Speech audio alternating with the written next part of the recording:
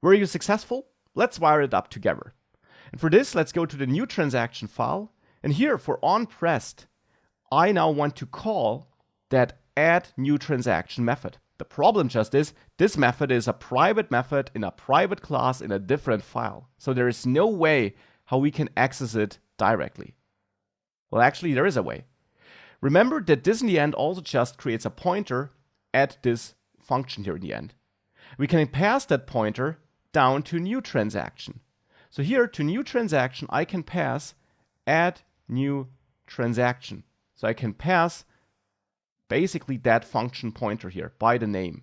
Without adding parentheses, if we would add parentheses, we would immediately execute this when Dart parses this line. Without parentheses, we just pass down the pointer. Now in new transaction, we need to accept that pointer. So here I'll add a new final property, which is of type function, which I'll name add tx, or whatever you want to name it.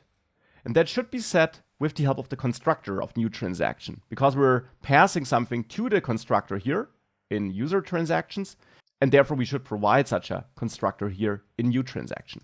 So add new transaction and bind whatever you get to add tx. So not whatever you get, of course we know that what we get will be a pointer at a function, and we bind that pointer into the add tx variable here. Since add tx holds a pointer at a function, we can now execute it like a function here in onPressed. We can execute add tx, and now here we need to pass the value for our title and also the value for our amount. So here I'll pass title controller.text and also amount controller.text. Now here's one tiny issue. Text here always returns as a string, but actually in our add new transaction method here, we expect the amount to be a double. Now to convert that string to a double, you can go to new transaction and actually use double.parse. And this will take a string and convert it to a double. Now important, if you entered text that can't be converted, something like hello, then this will throw an error and your app will break. So in reality, you might want to also provide some logic that would handle such an error. But since we haven't learned that yet and it's not that important right now, we'll handle errors later.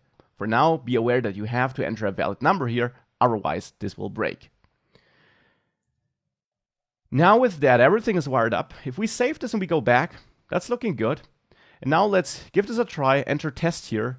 And here, as I said, enter a number. Also important, that number needs to use a dot as a decimal place.